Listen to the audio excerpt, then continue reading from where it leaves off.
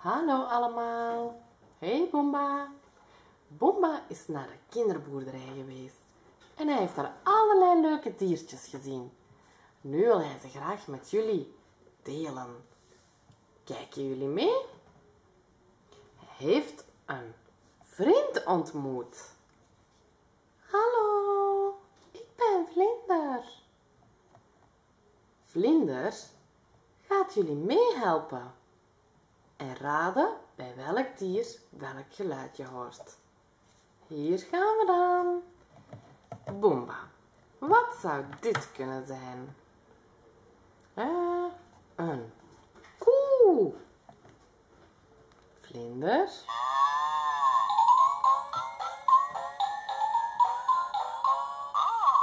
Juist, goed gedaan, Boomba. Eens kijken welke diertjes je nog bent tegengekomen, hoor. Eens zien.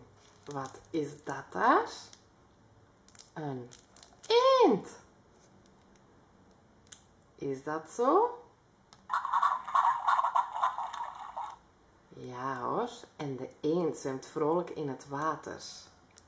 Wat hebben we hier? Een kikker.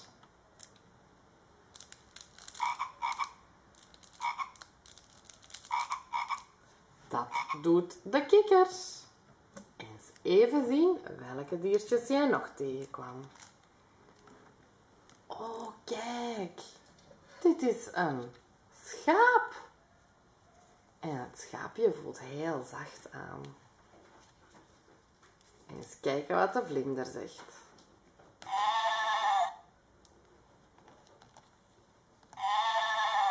Juist, dat zegt een schaap. Wie hebben we hier? Een kipje.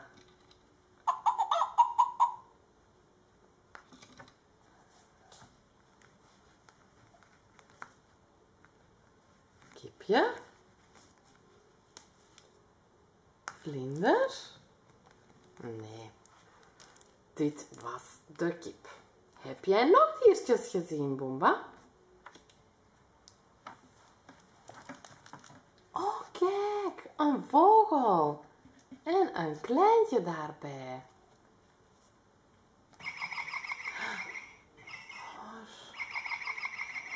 Wauw, vogeltje heeft honger.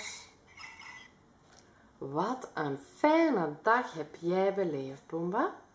Ik wou dat ik erbij was.